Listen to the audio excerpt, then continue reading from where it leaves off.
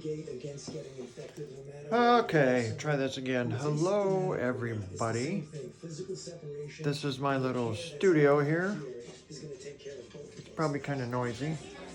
I can help with that. I call it the Area 1 studio because that's what I call it, I guess. So I am back here and have had a lot of time to think about what's going on. You know, of course, we're all stuck inside. Well, not necessarily inside, but I hope everybody's staying healthy and obeying the regulations. I will say from firsthand experience that the illness is very, very serious if you get a bad case of it. I had a coronavirus. It could possibly have been this virus. I was never tested for it, but I can tell you from firsthand experience that judging from everybody that has had it that I've listened to, I had the exact same thing. But anyways, enough about me. I'm here to get copy that.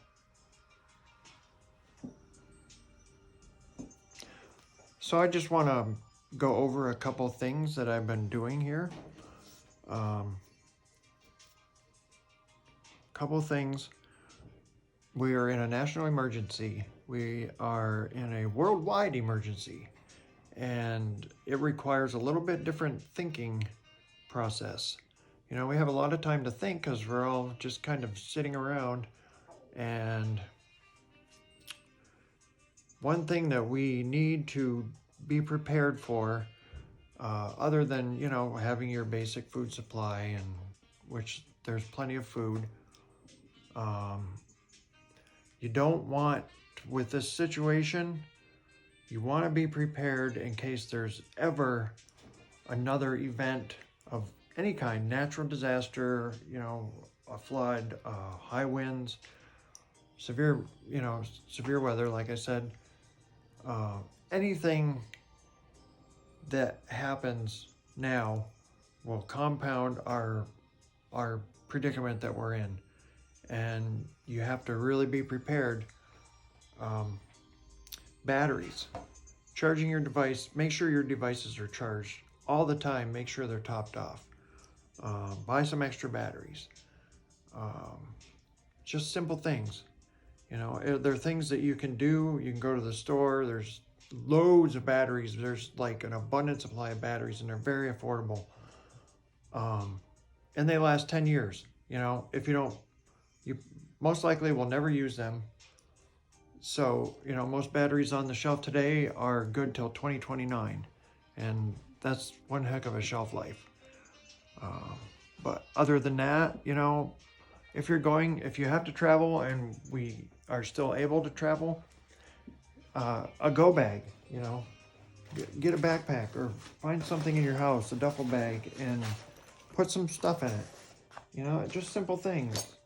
You know, maybe a couple days supply of your medicine, water, some canned goods, maybe if you have a Coleman cook stove, you know, just with a screw-on cooktop on it, a pot, a pan, just basic things. Have it ready to go.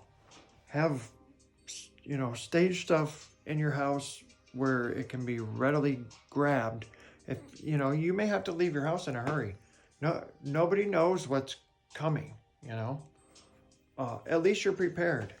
You know, just put some stuff together. I just put a little plastic bin together and put some food in it, you know. Some food, a couple things, and there, you know. If you have to go, you just grab it and go. And I'm just trying to think of some simple things that everybody can do that will help everybody. If everybody has a little bit of preparedness, then that takes a lot of stress off of other people, you know, your neighbor, your community.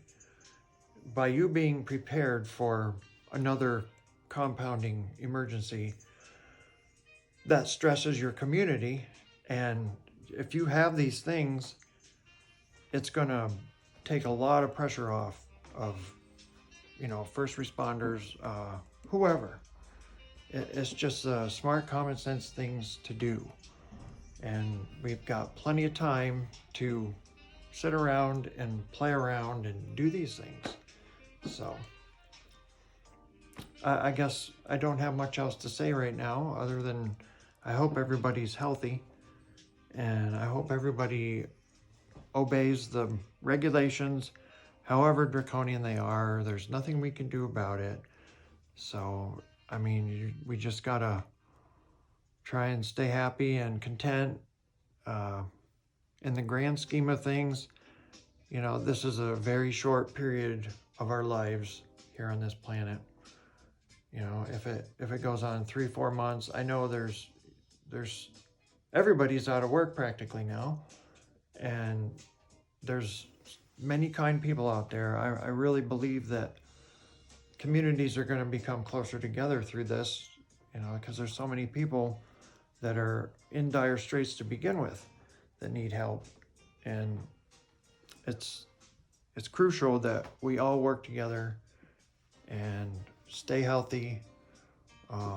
Healthy is the key. You know, you don't want to get this illness. Worst case scenario, of course, is, you know, you don't make it.